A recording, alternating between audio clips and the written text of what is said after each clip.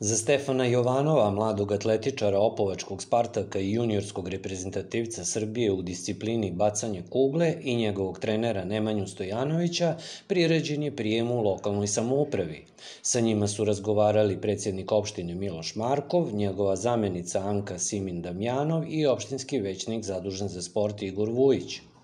Predsjednik opštine je Jovanovu uručio prigodan poklon, čestitao na poslednjim uspesima, posebno rezultatu u bacanju kugle kojim je ostvario normu za evropsko prvenstvo. Za godinu dana 4 metra u izbačaju napredovao, što je dokaz da si radio, da si se trudio, a i da imaš potencijal, što je mnogo bitno. To su sve ti sastojci koji trebaju za recept velikog sportiste, jel? I sad je jako bitno, s obzirom da sa 16 godina ideš i u neko pubertetsko doba, bit će tu i druženja i svega i ovoga, ne može da zapostaviš ovo. Neću.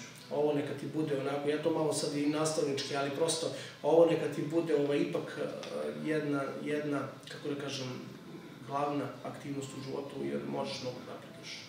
Možeš ostvariš vrhunske rezultate, da te sutra pamti. Stefan se zahvalio lokalnoj samoupravi na prijemu i obećao još dobrih rezultata. Pa drago mi je što su me danas primili u lokalnoj samoupravi. Nadam se da ću svoj atletski klub Spartak i opštinu Opovo predstavljati i u buduće na najbolji način.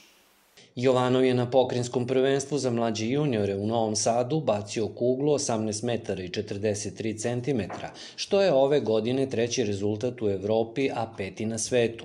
Stefan je veliki potencijal i od njega se u budućnosti puno očekuje, kako na klupskom, tako i na reprezentativnom nivou.